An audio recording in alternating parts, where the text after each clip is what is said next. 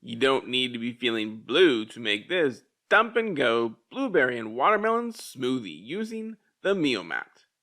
It's a simple smoothie to make, and well, we'll find out about how it tastes after the MioMat has made it. Start by adding 1 cup of blueberries.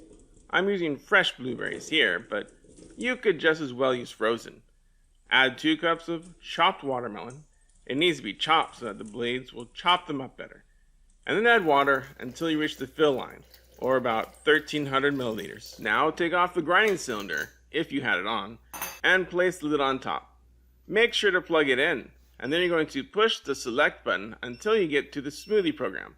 Then press start.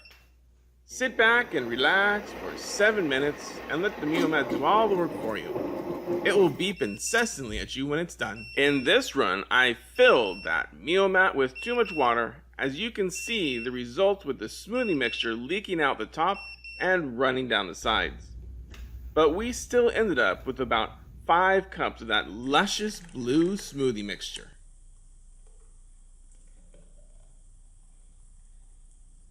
And now, the taste test. Let me see. It smells like fruit. Tastes mainly like water. The fusion water. It tastes like if water had a light flavoring of watermelon, and you don't taste the blueberries that much. I don't know the word blueberries. And it's mainly just slight hint of watermelon in the water. Fusion water.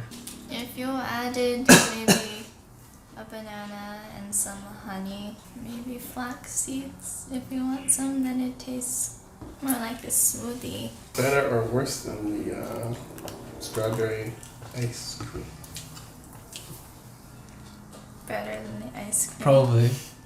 It's the ice cream so bad we don't even really remember it anymore.